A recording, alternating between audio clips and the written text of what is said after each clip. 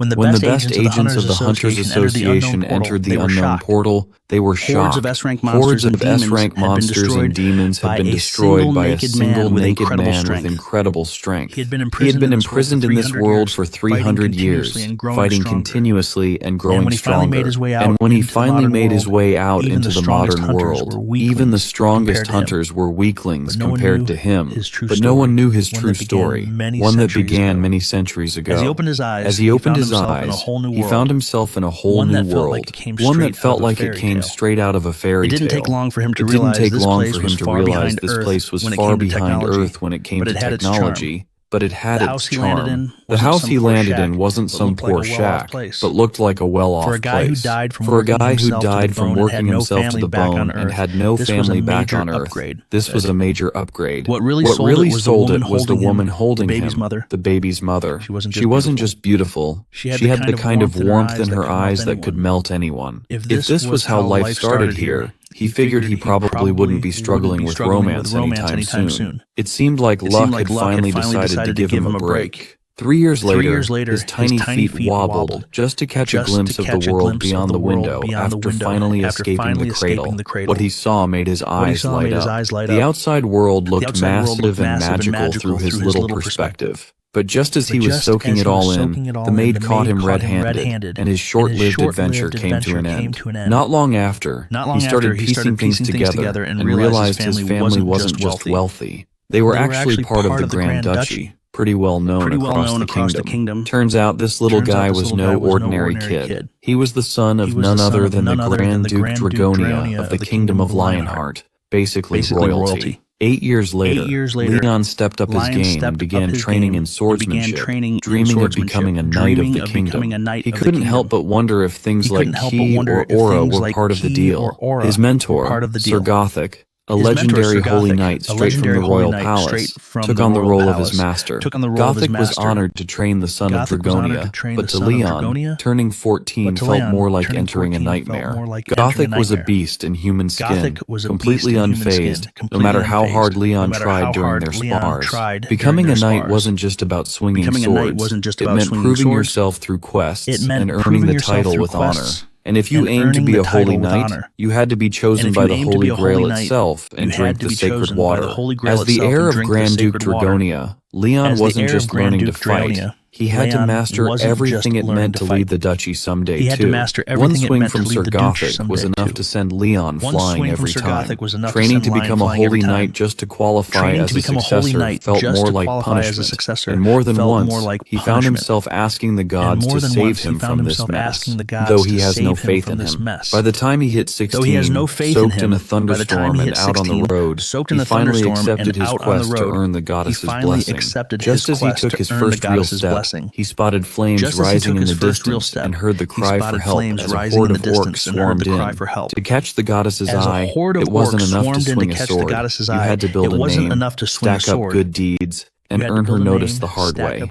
Sir Gildias was called in when the orc attack got out of hand, and everyone was backed into a corner. In the chaos, Leon found himself with plenty of chances to swing his sword. Still, he charged in, shouting curses at the ugly orcs for daring to invade the kingdom's land. The kingdom had no shortage of enemies, and things were heating up fast. By the time Leon turned 20, he finally came face to face with the goddess Ariana, a radiant beauty who was very real. She gave him a quest to prove his honor and faith, and without hesitation, he accepted. After years of pushing himself to the edge, Leon finally earned the title of Holy Knight. After that, Leon went on a full rampage, cutting down orcs, wiping out goblins, and crushing evil cults, eventually earning the title of War Knight, which gave him the authority to lead other knights. He went on to wipe out over 700,000 orcs. By the time he turned 35, the living saint and demigod, Argon Majesty Lionheart, fell in battle against the archdemon summoned by the Empire. With the orcs gone, demons began to wreak havoc, pushing humanity to put their faith in the gods once again. Leon muttered curses at the reckless magicians who caused it all. With the throne left empty, a new holy knight had to be chosen to carry on King Lionheart's legacy. That's when the goddess Ariana turned to Leon Dragonia and he accepted her call, vowing never to let his people down. With that, Leon received the sacred treasure, the Lionheart, from goddess Ariana, and vowed to guard the Holy Grail. That's how he rose to become Grand Duke of Dragonia and King of the Lionheart Kingdom. By the age of 80, he had lived through 3 brutal wars with orcs, faced a twisted hunchback who became an archdemon, and dealt with chaos stirred up by the Empire. With the Empire's dark magic schools returning to twisted experiments, Leon blamed their downfall on accepting the Northern cult and turning away from the gods. He believed it all started when they gave rights to those he saw as unworthy. Enraged, Leon called the knights to arms and set his sights on conquest. At 96, a madman chasing immortality triggered mass suicide in the capital, taking 3 million lives just to summon the Lord of Chaos. Leon, wielding the holy sword still stained with orc blood from the last campaign, led his knights toward the Empire. By 121, the world trembled on the verge of collapse. Leon told Aron to be proud, as his father died with honor and joined the gods above. Then, Leon rallied his knights, asking if they could hear the enemy who had stolen their brothers. Even in that hopeless wasteland, he planted seeds of courage, reminding them that honor still meant something. They couldn't stop the evil from spreading beyond the horizon, but the goddess, bearer of the holy sword, spear, and grail, stood with him to the end. That was the moment they charged. That winter, Leon's forces faced their final stand against billions of devils scattered across the earth. Barbarian slaves were used as meat shields, and civilian knights armed with spears and shields fell with honor beside the glorious knights, the chosen one of all gods and holy temples. Leon crushed demons and archdemons to the bitter end, showing what it truly meant to be a holy knight. At 256, he destroyed the last demon gate, cutting off any escape for the remaining filth. By the time he hit 300, someone spotted a glowing warrior who had taken down the grim archdemon with a single slash. When they asked who he was, Leon stepped forward like a rising sun and declared himself to be King Leon Dragonia Lionheart, Knight of the Glorious Knights, and bearer of the will of holy temples. That year marked the return of the Night King, just as he met the Earthlings after wiping out every last demon. After that, a mysterious gate opened in the center of Seoul, ranked as an unidentified black class threat. Korea and the Global Hunter Associations called on major guilds to raid it, but everyone backed off due to the unknown danger.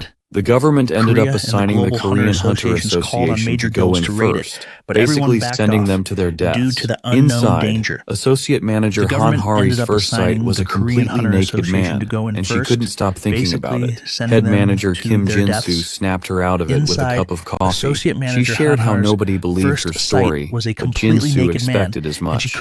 A black-ranked demon gate, a great devil, and yet somehow they all came out alive. It felt like a miracle thanks to that one man. Han Hari questioned Leon, claiming he survived inside the gate as a survivor of the other world. Turns out, some people had made it out of the gate realms before. Over the last 30 years, these gates had a pattern, a dying world or one already destroyed. Sometimes, survivors return from the demon realm with insane strength still intact, which is why the government does its best to support and scout them. Han Hari sees the potential and knows Leon's something else. Jin-Soo's stunned too, that A-rank hunters risk their lives against high-ranking demons, yet Leon took one down in a single blow. The kind of monster that makes even S-ranks tremble was nothing to him. Still, Jin-Soo's a bit uneasy about the cultural gap as Leon acts like full-blown royalty. Han Hari brushes it off, thinking he's probably a good guy, but as soon as they arrive, they witness Leon yelling at the workers, breaking reinforced glass that even monsters can't crack. So much for being a nice guy. This beast clearly has a serious superiority complex. About 15 minutes earlier in the interrogation room, Leon was feeling out of place. He remembered being a guy in his 20s who died from overwork, only to reincarnate into another world, become a king and knight, rule for over a century, and spend 200 years slaying demons. Now back on Earth, He's glad he still recalls bits of this place. He decides to keep his original identity quiet. After all, a legendary Night King sounds way better than some overworked office guy. Leon isn't letting go of the royal attitude either. The bald agent struggles to handle him, but Leon assumes he's either a government yes-man or just someone trying to stay respectful. When the agent brings up the Black Gate and Leon's demon-slaying spree, Leon corrects him, proudly saying he wiped out all evil species and upheld knightly honor. He then demands that the agent act as his secretary to record his grand tale. Baldy plays along under the excuse of cultural difference, so he agrees. Leon hints that royalty deserves better treatment, basically saying he's hungry, and the guy rushes off to handle it. More than anything, Leon wants to know what's happened to the world while he was gone. Baldy starts explaining how it all began 30 years ago when the gates suddenly opened across the world, flooding it with monsters and demons. After heavy losses, people figured out each gate had a theme, and if left alone, the dungeon inside would burst, unleashing chaos. Just as he shifts the topic to food, Leon's deep in thought, comparing Earth's gates and quests to his own world's fall from a demon invasion. It felt like some kind of trial to strengthen humanity. Then the meal arrives, and Leon is nearly overwhelmed by the smell of rich bone broth cooked for hours, seasoned just right, with crunchy kimchi on the side. As a former laborer, this was comfort food, almost sacred. Still, Leon forces down his reaction and calls out Baldy, claiming it's an insult to serve a royal such commoner's food. He reminds them of who he is again. Leon Dragonia Lionheart, noble of another world, is a god's chosen guardian of the Holy Grail, bearer of the holy sword and spear. He is a slayer of millions of demons, the lord of chaos, malice, and the living history of the 300-year war. Once a humble earthling, now a returning king who believes this world is broken because it lacks faith, Leon sees it as his royal duty to guide the lost. Even back on Earth, he still carries the weight of the Night King. After being served a juicy steak, Leon's pride is intact. This honor-obsessed guy makes Jinsu wonder how he even recognized their chicken and black bean noodles. Hanhari is just relieved he's enjoying a T-bone steak with a bottle of red wine from 1993. Jinsu signals Hari to take the lead with questioning,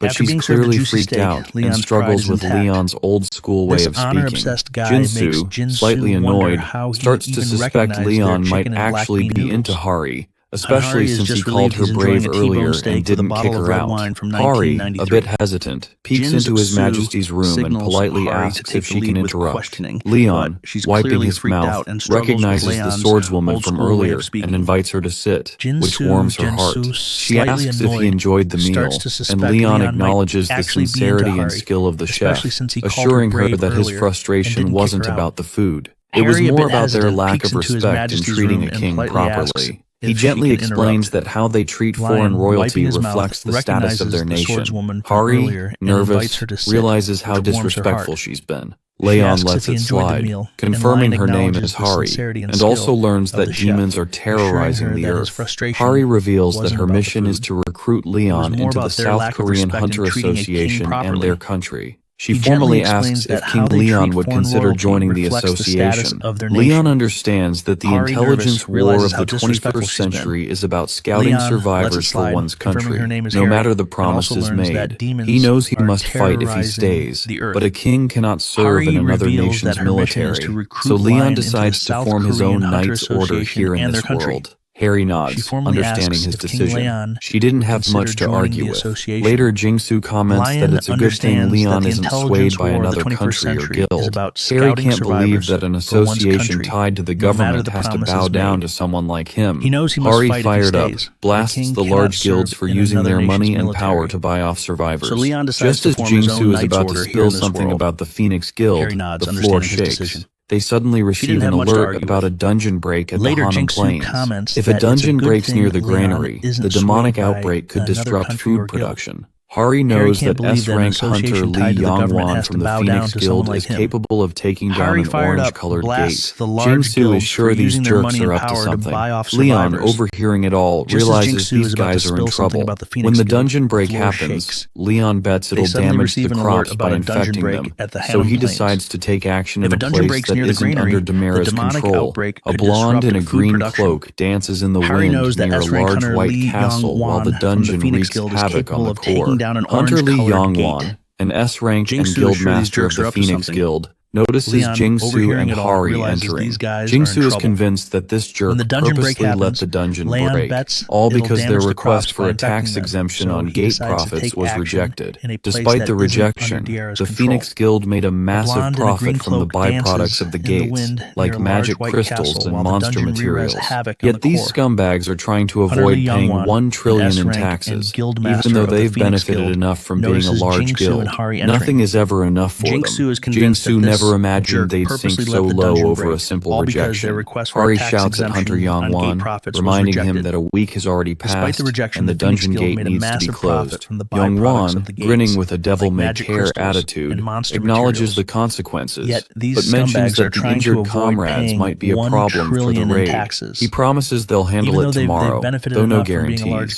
This infuriates Jingsu and Hari. Hari can't stay quiet, questioning Yongwan's patriotism, knowing what could happen if Hanam Plains gets infected. Suddenly, Yongwan lets out a sinister laugh, reminding Hari of last year's events, and coldly says that in this world, justice is all about money and power. A familiar voice calls Yongwan a shallow, old-fashioned jerk. He snaps back at Leon, but Leon doesn't take it lightly, telling him that someone as lowly as him shouldn't address a king like that. Yongwan, stunned by the insult, is taken aback, especially since he's one of the world's top 20 S-rank hunters and the guild master of one of the top 10 guilds. He is ready to hit Leon, but stops when Hari quickly reminds him that Leon is a survivor. Instantly, Yongwan changes his tone, bowing to show respect. He asks if Leon is from a gray-colored guild, but Leon, uninterested in small talk with peasants, focuses on Jingsu instead and demands a clear summary of the gate. Jingsu and Hari, relieved, are happy to have him on board. To get things moving, Hari explains that dungeon breaks usually start with the land being infected by demonic elements, which prevents crops from growing. Since the Hanam Plains are a key granary, this makes it a critical situation. To fix this, Hari says they need to clear the dungeon and purify the land. Once Leon understands the issue, he orders Hari to call for backup. He insists on taking charge of the situation the next day, once the time for the other group runs out. However, before anything happens, Leon demands an official notice of consent from the nation's king.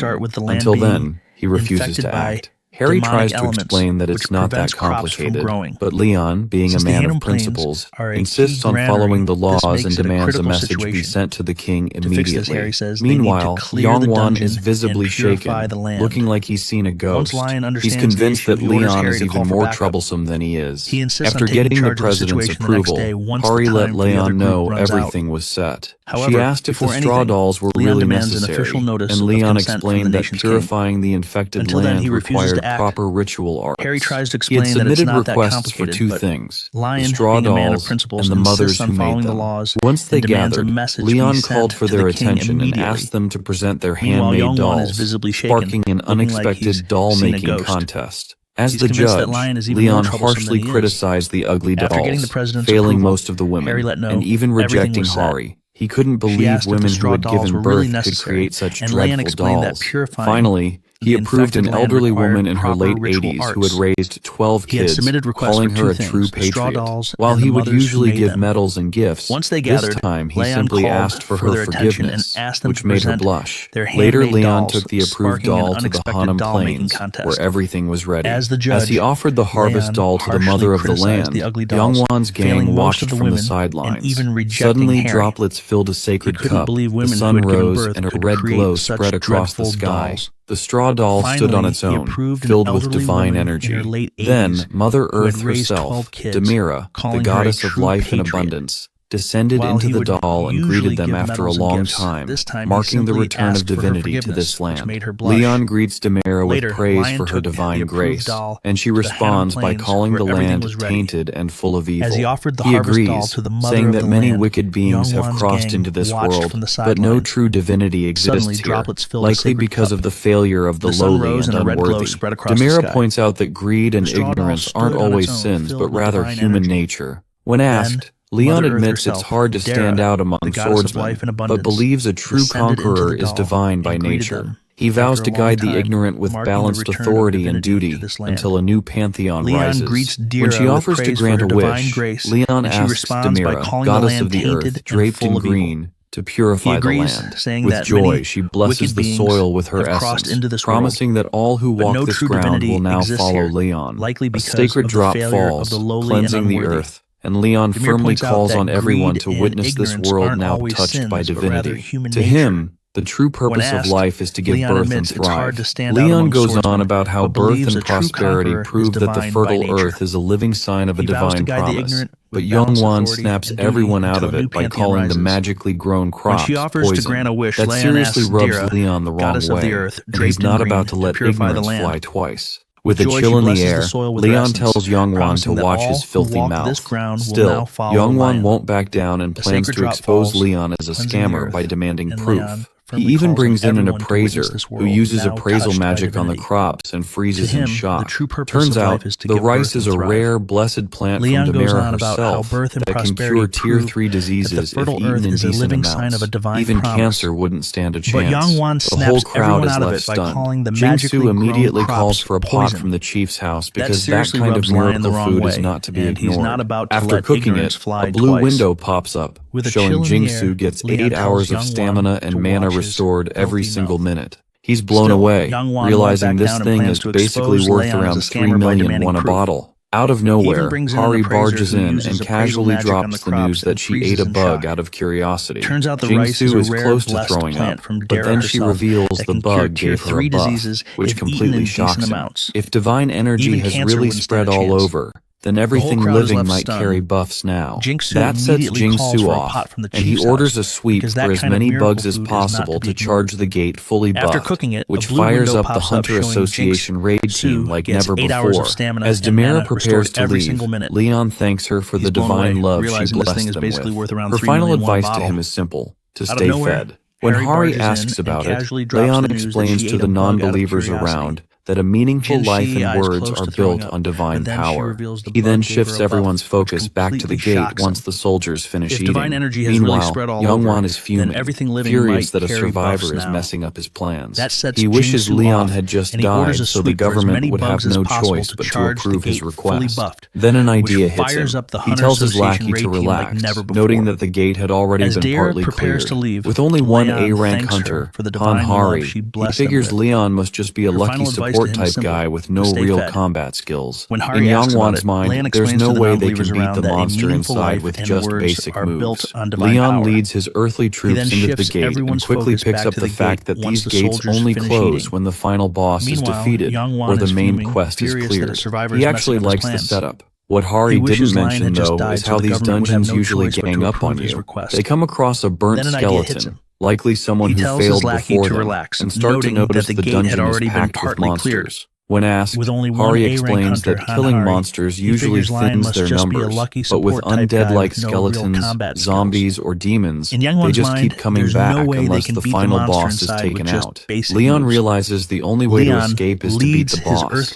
Harry suspects a necromancer is behind the skeleton army. Suddenly, a red alert warns Hari of a dungeon break, putting a 3-hour time limit on everyone inside. The mission is to defeat the commander knight, Delahan, who is marching in with his troops. The lackeys feel a chill, and Jingsu curses Youngwon for setting them up to fail. As waves of skeletal soldiers advance, Jingsu orders all combat options to be given to the upper ranks. Mashik quickly reports seeing around 30 archers and 2 mages, and Jingsu assigns snipers to long range and shielders to hold the front line.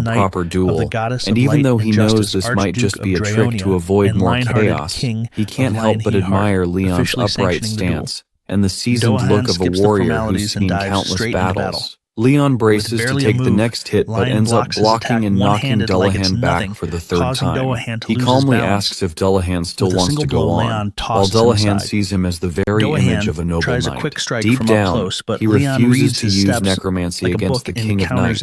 The only thing running through his mind is the desire to fight this man the proper knightly way, without shortcuts. Somewhere along the way, Dullahan had forgotten how to face true knights, like back in the days when he roamed the world with with honor. By the 10th strike, Dullahan's sword flies into the air, and Leon calmly acknowledges the precision of his technique.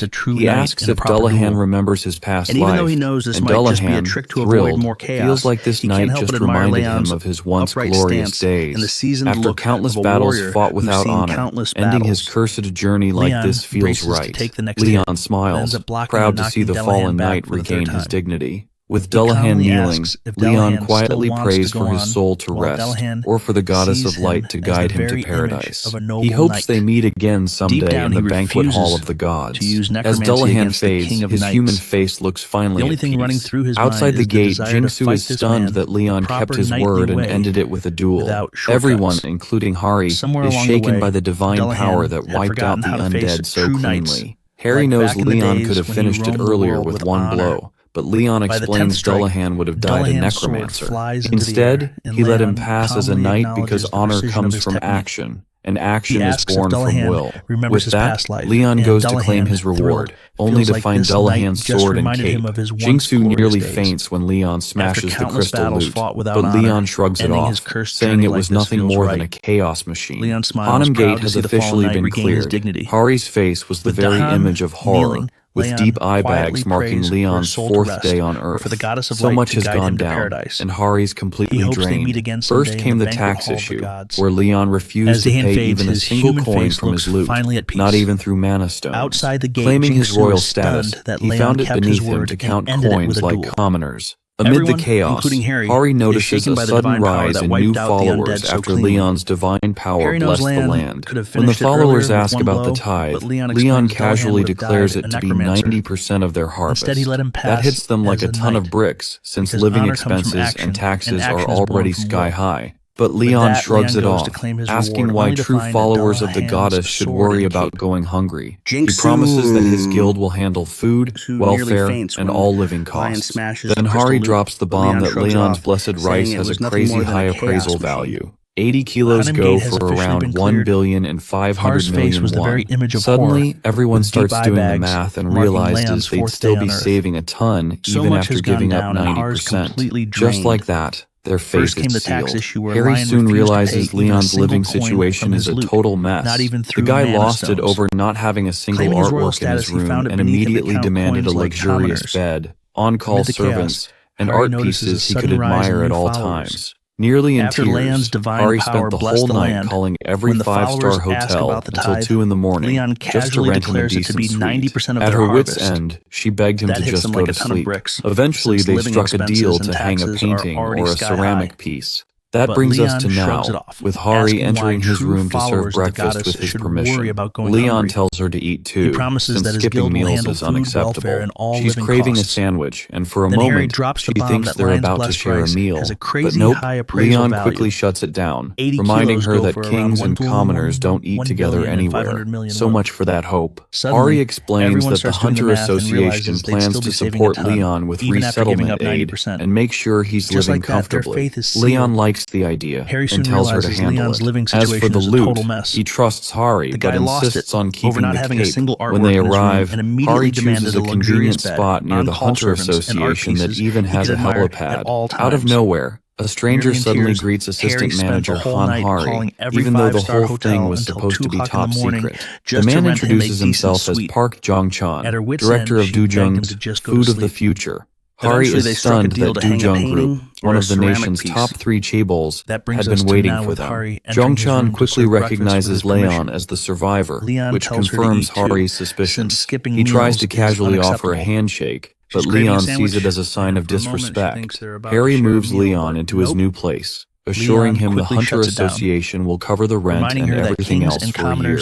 But in her head, she can't stop wondering how the news got out when Leon's identity was supposed to be top secret. Survivor intel is always handled quietly. Thankfully, Leon completely ignored Director Jong-chan, which worked in Hari's favor. Still, she can't figure out why a businessman is so interested in Leon. Leon thinks it's all about profit with people like him, especially since they've got a rice field in the Hanam Plains. Turns out the intel team messed up. Some streamer filmed the whole thing, and even though the government asked him to delete it, Farmer Mr. Park just re-uploaded the part where Leon pulled his miracle. Meanwhile, Jung-chan checks with his scientists to see if the rice hype is real. He wants to know if the effects on rats work on humans too. His assistant says they reached out to the field owner, and apparently, after eating the rice, even a dying dog recovered. Whole illnesses, chronic and acute, major and minor, all were cured, and the entire village got healthy. There's no human testing yet, but the results clearly show the rice works. Jung-chan could have had it all if it weren't for that wannabe survivor, Leon. He can't believe that arrogant guy had the nerve to call the director of Dujung Group just a merchant. His secretary says the rice's potential is off the charts, so they've got to get their hands on it. Even if Leon's looking down on them, Jung-chan's not backing off. He's planning to meet Leon face to face and show him who he's messing with. To him, Leon's probably just another survivor who thinks this world is paradise. But Jung-chan has a plan to crush him with good old cultural shock. When Leon Dragonia returned to Earth, he had three big goals in mind. First, to spread faith in real divinity. Even though there are tons of gods and believers, Earth lacks any true divine presence. With people getting sick and the land rotting away, Leon believes a true God needs to step in and bless the world. But for that to happen, more folks need to believe. Second, he wants to create the Knights Templar, since this world has no warriors powered by divine strength. As the guardian of the Holy Grail and the Lionheart King, Leon sees himself as a demigod, while the Templars will stand as holy warriors, saints who strike fear into evil. Lastly, he aims to reclaim divine power and raise the Templars to wipe out all the darkness spreading on Earth. He knows that spreading their faith and keeping balance among the gods is the only way to build this sacred order. Leon admits that forming the Templars might be too much for a place like this, but he still feels it's his duty to make it happen. Just then, Hari tells him someone wants to meet him officially, and Leon respects that they actually followed the proper steps to request an audience. Jung-chan finally meets Leon Dragonia, putting on his best polite act, while secretly ready to do whatever it takes to seal the deal. This time, he shows up with a flashy gift, thinking there's no way Leon has ever laid eyes on something this high-end. His crew places down a sleek silver box, and Jung-chan is confident Leon will be amazed and end up begging to be managed by him. But to his shock, Leon accepts the gift without even glancing at it, acting like he's doing Jung-chan a huge favor. Jung-chan, caught off guard, asks why he won't look, but Leon doesn't care to explain and tells Hari to deal with it. As soon as she touches the box, it pops open on its own, revealing one of the Dujung Group's finest elite weapons. Jung-chan invites Leon to choose whatever suits his taste, and Hari instantly recognizes the top-tier gear crafted by Dujung's master smith. Jung-chan brags that they're the cream of the crop, and since Leon's in charge of hunger now, these might actually come in handy. Hari can't believe Jung-chan is handing over their prized unique rank weapons, stuff money can't even buy. But the real sting hits when Leon dismisses them all as useless junk, and that's enough to rattle Jung-chan to his core. Even Hari is left speechless. Leon explains there's no point in wielding a sword that hasn't been bathed in starlight or blessed by the divine, and questions if it's only meant to slay beasts. Jung-chan starts wondering if this maniac wants him to sunbathe the swords and start praying to them. Leon calls him unfaithful, saying guys like him love to flaunt their shiny junk everywhere. Jung-chan figures he could try it out, but deep down, he knows those swords are only good for slicing chickens or beef at best. Right then, Leon pulls his own sword straight out of a portal like he's putting on a magic show. The blade looks old, and Jung-chan nearly bursts out laughing, thinking this lunatic is actually comparing that antique to his prized weapons. Still, he's curious to see what this so-called king's sword can do. Meanwhile, Leon asks Hari to test out one of Jung-chan's blades. She's stunned, but goes for the one she's admired for 4 years, the famous sword of Park Jincheol, called Dawn. The moment she grips it, she says she can feel its raw energy, drawn from 10 straight days of absorbing pure sunlight inside a high-grade gate. Out of respect, Hari looks to Leon for permission, but he tells her she doesn't need to ask, just to mess around with the new toy. Just then, Leon raises his sword and lets Hari take a swing at it. She puts everything into the strike and ends up shattering the so-called top-tier weapon from the Dujung group. That moment sends a wave of shock through the crowd, while Leon calls it nothing but trash, even worse than he expected. That little stunt chops Jung-chan's survival time down to about 3 minutes. The guy's shaken, having just lost what he claimed was their strongest weapon.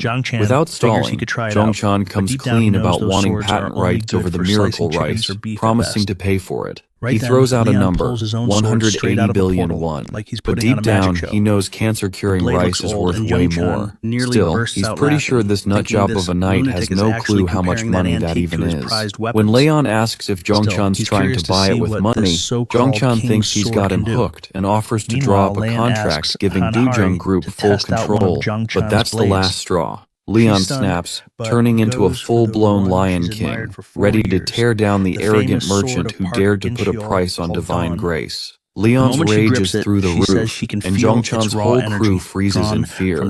Jung-chan himself is drenched in sweat, knowing he's inches from death. Leon declares that this fool just confessed to his sins. That's when Jung-chan breaks, dropping to his knees, crying out that he doesn't even know what he did wrong. Leon tells him that the crop is a sacred blessing from Goddess Demera, a gift to farmers who poured their sweat and love into the land. It's not something money can buy, only a thankful heart and true faith can receive it. Leon then calls out the greedy man, asking why he wants divine blessings when he doesn't even believe in the goddess. As Jung-chan loses every shred of pride, Hari steps in, reminding Leon that even if this guy is a jerk, he's still an important figure, but Leon doesn't care at all. Then he asks if the task he gave Hari is done. She says the association made the call and wonders if he'll be taking the test too, since that would make things easier. Leon can't believe this bimbo wants a king to take a test. When asked, he explains he's here to recruit and test real warriors. All Hari can do at this point is hold back tears. Later on, unaffiliated D-ranked Daesung notices Kim Do-han showing up for this year's test too. Do-han casually asks if Daesung thinks he has a shot at ranking up, and Daesung says he's just going to give it his all. Do-han suggests they team up. Feeling down, Daesung knows even the least talented folks have moved on to grinding C-rank dungeons, while he's been stuck at D-rank for over 10 years. Still, Do-han admires his dedication and says he'd be a natural ace in the mining division. Though it sounds tempting, Daesung isn't ready to quit yet.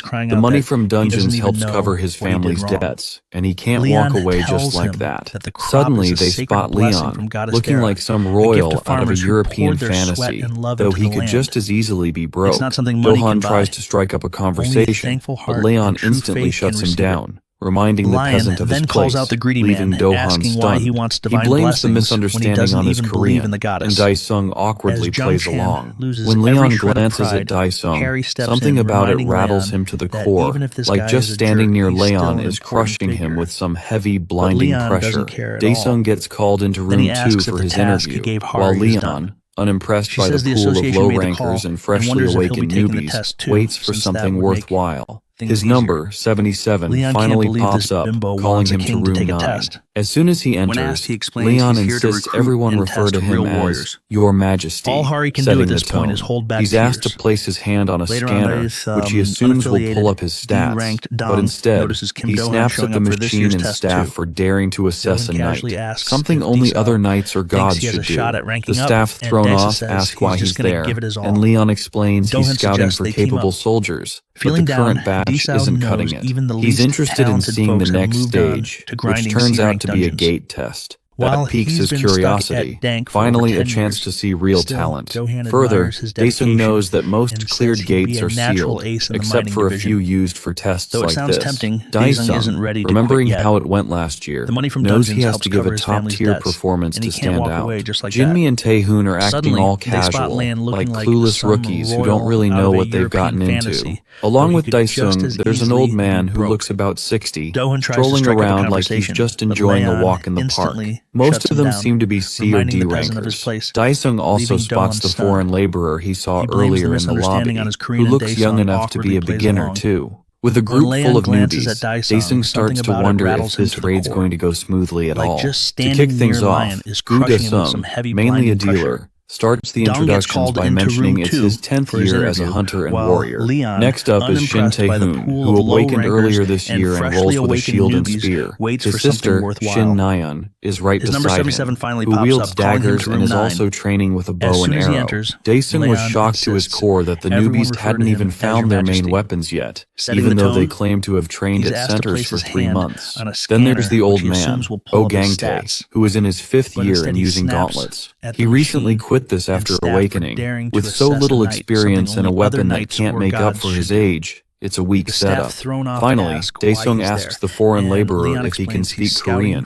Leon straight up says he won't be fighting and can't use a sword made for slaying dragons just to kill chickens. After hearing him out, Daesung is stunned to realize this guy speaks fluent Korean. The test involves hunting 50 kobolds, and during the mission, a knoll might surface. The judges confirm that if things get too risky, they'll step in, but otherwise, everyone's expected to give their best. Daesung is already stressed, especially thinking about how Leon showed up with no weapons. Back then, Nayeon kindly offered her bow and arrows, but that wannabe king took it as a huge insult.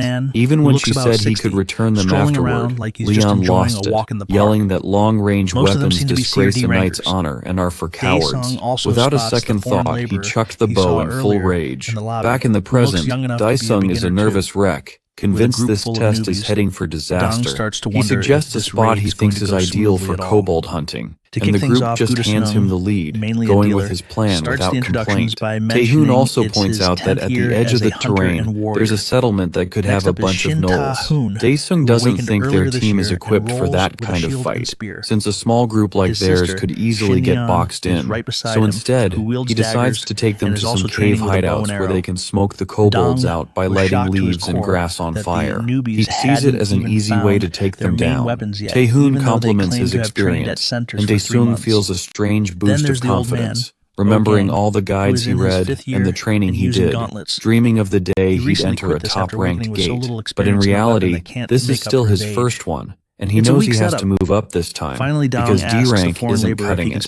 Suddenly, Daesung notices Tae-hoon shaking like a leaf and spots a couple of kobolds creeping up to the cave entrance. Without a second thought, he steps up and tells Tae-hoon to block with his shield. One clean hit and Tae-hoon starts to feel pumped, thinking he can totally take these dumb monsters down. Turns out he's good at blocking straight-on attacks, but the guy gets a little too confident and doesn't see the kobold leaping right at him. He's seconds away from getting his face torn up by those nasty teeth. Daesung quickly shouts to everyone that these kobolds are fast and tricky.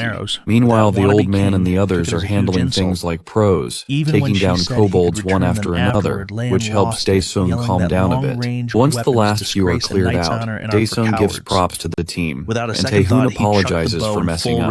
Daesung lets it slide since Nayeon took down 2 on her own, and no one got hurt, thanks to the old guy. Even though the guy was pretty nervous at the start, things turned out way better than expected. Well, everything except that one foreign guy with the royalty complex. So Daesung finally calls Leon out, asking why he didn't lift a finger. The judge awkwardly says he'll make a note of it in the records, which just annoys everyone, but they decide to press on and soon make it to the cave. Once they arrive, Daesung sticks to his plan and tells the group to light the fire to kick things off. But then Leon pushes his buttons by asking if that's really the best he's got, which is a lot coming from someone who hasn't done anything. Daesung defends his strategy, saying he's used it 3 times before and it always worked. Leon isn't buying it though, questioning why he's relying on so little experience. That gets Daesung so mad that the vein on his forehead nearly explodes as he sparks the fire. Once the trap is set, Daesung warns everyone that the kobolds are coming and tells them to get into position. As expected, the kobolds rush in like wild animals, and the hunters unleash their attacks all at once. Daesung feels like a genius, thinking his plan is foolproof and that between these kobolds and the few gnolls they'll knock down in the plains, they'll clear the test easily. But just when he's starting to feel good, a deep growl cuts through the chaos. It's coming from the gnoll captain, who turns out to be the boss of this gate and way stronger than a C rank. That monster locks eyes with Daesung, and he's probably about to pee his pants. Daesung's brain nearly short-circuits the moment he sees the gate boss standing there in the flesh, and Nyan has to snap him back to reality. He shakes it off and quickly assigns Taehoon and himself to take on the gnoll captain, while Nyan and Gramps are tasked with handling the kobolds in the cave. Daesung knows every team needs at least one solid player, and sending a rookie D-rank like himself against a boss is basically asking to get wiped out. But with no other choice, he puts some faith in Taehoon, even though the guy's clearly not built for this kind of fight. As they face the beast, Taehoon is frozen with fear, practically trembling, and Daesung yells at him to pull himself together. Though he gets it, the thing in front of them is a pure nightmare. Daesung starts to panic, thinking Taehoon's totally lost it and won't even be able to lift his shield in time. Just then, Taehoon stumbles and hits the ground, looking like he's about to become Kobol's meal plan. Meanwhile, one of the judges quietly wonders when Leon's finally going to step in. Without wasting another second, Daesung grabs the shield and charges straight at the boss, yelling for Taehoon to fall back.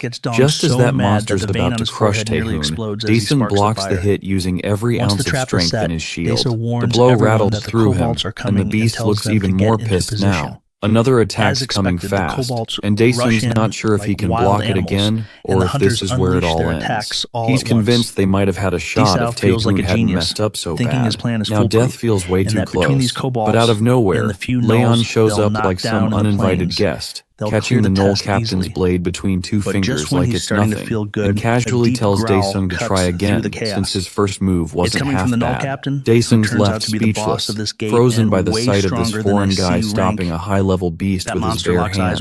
Leon calmly tells him to lift his shield and go another round with the gnoll captain. He even questions why Daesung can't beat it again if he managed to hold his ground the first time. Daesung's completely thrown off by it all. Leon tells Daesung once again to get up, block the kobold's attack, and hit back. Daesung tries to remind this insane guy that they're neck-deep in danger, but Leon clearly isn't the type to repeat himself. He's not the kind who takes no for an answer, and ignoring him after witnessing what he can do is just asking for trouble. Leon says a Templar passing down teachings to a basic foot soldier is a rare thing, and Daesung is left wondering how many generations it's been since that kind of thing happened. One thing Daesung knows for sure is that staying alive is priority number one. Out of nowhere, the kobold growls at Leon, and he starts thinking this dumb rabbit really must have a death wish or something. Leon glares at the ugly creature, and it starts trembling like a leaf. The fight again breaks out, and Daesung notices how its strength is enough to yank his shield away. Leon yells at Daesung for using the shield on an opponent way stronger than him. Leon tells him to stop just defending, and instead look for an opening, warning that the creature isn't some mindless brute, but a beast that learns as it fights. While Daesung's still trying to figure out how to deal with it, Leon suddenly kicks him in the knee and yells at him to never take his eyes off the enemy. That moment snaps Daesung back, and he realizes just how close to death he was. If he had taken that last hit head-on, he would have been done for. Leon keeps pushing him to tap into his potential, which honestly freaks Daesung out. He's always seen himself as a washed-out D-rank with zero skills or talent. He's not buying the whole potential speech like it's just going to show up out of thin air because some weirdo said so. But still, something shifts in him. He starts to feel this strange spark, like maybe he can actually take this monster on. And right when the creature lunges to strike, Daesung doesn't flinch. He believes, even for a second, that he can pull this off. He puts everything he's got into blocking the blow, and somehow it works. Even he's stunned that he managed to break through like that. But it's way too soon to celebrate, because right after that, the kobold smacks Daesung in the face and tosses him aside like trash. Leon sighs and questions why Daesung still can't see the bigger picture, pointing out that he's still stuck at D rank even after all this time. Then Leon drops a little truth bomb, saying he never believed for a second that someone like him was just some random mercenary. Meanwhile, the guy in the hat finally reveals himself by taking off his mask. As it turns out, he's actually the president of the Korean Hunter Association, Oh Kang-hyuk. He admits it all felt kind of pointless in the end. Kang-hyuk asks Leon if he found what he was looking for in there. And Leon says he's at least got his eye on one potential soldier candidate. Kang-hyuk seems a little uneasy, wondering if Leon's planning to go hunt overseas, especially after seeing him casually destroy a C-rank boss like it was nothing. But Leon corrects him, saying that the creature wasn't even worth calling a toy.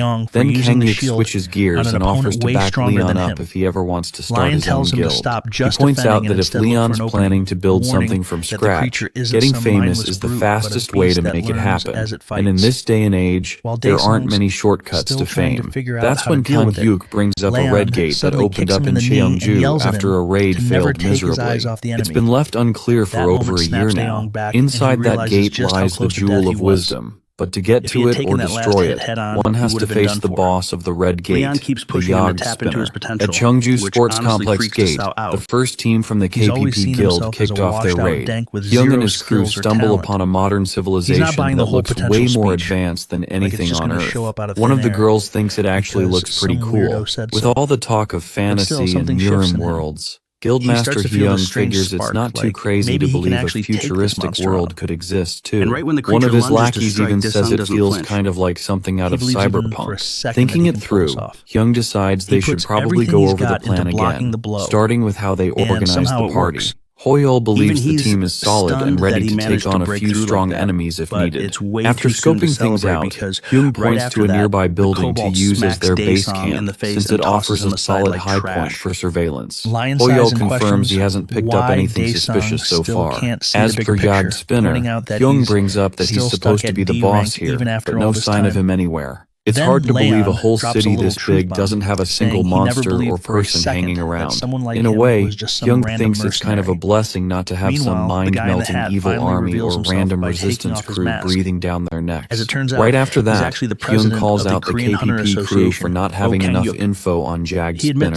He tells them to stay sharp and keep an eye out for anything weird, and to pick an expedition team to scout the area. But before they can even make a move, a beam comes out of nowhere and blasts Hyung's head into pieces. Hoyol stands there in complete shock, watching Hansu Hyung die in the most brutal way possible. The rest of the crew is frozen, horrified as their guildmaster's head shatters like glass. That sneak attack sends everyone diving for cover, trying to avoid getting turned into ashes. Out of nowhere, fire arrows start raining from the ceiling, lighting the ground on fire. Everyone's running like hell. Hoyol realizes that if even an A-rank tanker like Hansu Hyung couldn't dodge it, then whatever they're up against is something way beyond their level. It straight up feels like a death trap. One of the girls spots movement at 3 o'clock, but can't tell how far it is because of all the dust and sand in the air. Hoyon, the vice guildmaster of KPP, steps up and calls for a retreat before the whole place caves in. As for Hyung's body, Hoyol says they'll come back for it later after regrouping, because something about this place just feels seriously wrong. Hoyol tells Hyeri to check out the exit, and she heads there confidently, saying she won't detect anything dangerous and that it's safe. But out of nowhere, she suddenly freezes, feeling a weird itch in her throat, then leaps straight into an invisible web made of razor-thin blades. Hoyol and the others are horrified, watching helplessly as Hyeri is shredded right in front of them. He can't even tell when those wires were set up. Without wasting time, he shouts at his crew to cut through all the wires and get out of there fast. Hoyol tells them to coat their weapons in mana to slice through. Deep down, he's freaking out, wondering if there's just one enemy or more and how long they've been stalking them. While the crew works on clearing the wires, a robot zooms in on them with its lens, ready to strike. One hit wipes out Hoyol's team in an instant, leaving Nim wrecked. He screams for the enemy to come out already, furious and desperate. That's when the robot finally drops in front of him, and it all clicks. This thing is Jagged Spinner. A voice comes through the robot, teasing that if Hoyol had something like this, he'd never run out of ammo and could fight non-stop. Hoyal is fuming, absolutely losing it over the fact that this lunatic wiped out his entire crew just to prove a point. At that moment, Yag Spinner pulls out a glowing rope and lashes it toward Hoyal, aiming to end him for good, claiming it's all to protect the city. Over at Cheongju Gate, the first raid team of KPP hunters had 58 members, and not a single one made it out alive. The gate boss has now been bumped up to red level, and everything is on hold indefinitely. Later on, the second raid team decides not to set foot into the city to avoid running into Yag Spinner. Meanwhile, the third raid team is fully focused on getting their hands on the Jewel of Wisdom and any other spoils. The white-haired guy boldly declares that the 60 billion won will go to the second team's guild. With everything settled, they head into the Cheongju Sports Complex gate.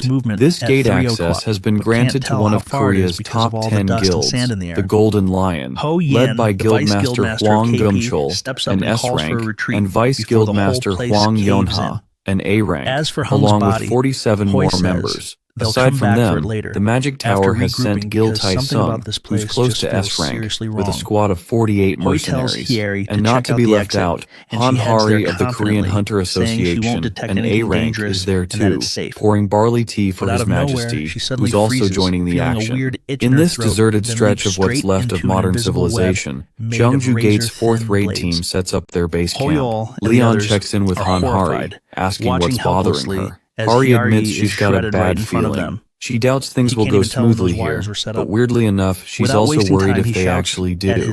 She figures the best case is that everything goes fine and Leon doesn't have to jump in, but that also means his shot at gaining fame might slip through the cracks. Leon's totally fine with that. He calmly explains that if the Lionheart King doesn't need to lift a finger, it simply means the situation isn't that bad. He breaks it down, saying that leadership can be handled by anyone who doesn't let arrogance get in the way. But it's a different story when it comes to the King of Knights. That piques Hari's curiosity. Then it clicks, and she realizes that every time Leon has stepped in, it's been to stop the kind of attack no one else could handle. Leon makes it clear that the king has to be the final wall, the last line of defense. If the King of Knights has to take the field, it means things have gone seriously downhill, and the rest have already failed. And judging by the sorry state of the crew right now, Leon's betting it won't be long before he has to step in again. However, Hari believes this raid team, with S-rank Hwang Gumchul and a mage on board, might actually stand a chance. Leon sees them as way stronger than regular humans, but still thinks they don't truly understand war the way he does. More than that, he questions their strategy, especially the part where they assume the outskirts of the city are safe. Even after running into enemies, Leon's stunned by how confident they are in their intel. He can't wrap his head around how these so-called raid teams think analyzing monster patterns and reacting to them is some kind of smart move. For Leon, that's nonsense. No real general would ever rely on that kind of plan, especially when dealing with someone like Yag Spinner, whom he sees not as a monster, but as a sharp and dangerous warlord. That's when an explosion goes off out of nowhere, catching everyone completely off guard. A boy calls out to Yapi, the robot, saying he's sorry it has to end like this, but asks for one last favor. Yapi accepts the boy's final order, which is to delete all foreign beings who trespass in the city. With that mission in mind, it sets out to fulfill the boy's last wish by eliminating every intruder. Yapi, now like a loose cannon, goes on a full-blown rampage, scaring the crap out of everyone. As its lens zooms in to lock onto targets, some dude suddenly swings a hammer and knocks the little bot aside. Right after that, everyone watches a massive explosion that shakes them to the core, and they're left clueless about what kind of monster just wiped out 23% of their life force. Yapi gears up to launch another attack, but the hammer guy smashes it hard again, causing a serious spike in internal pressure.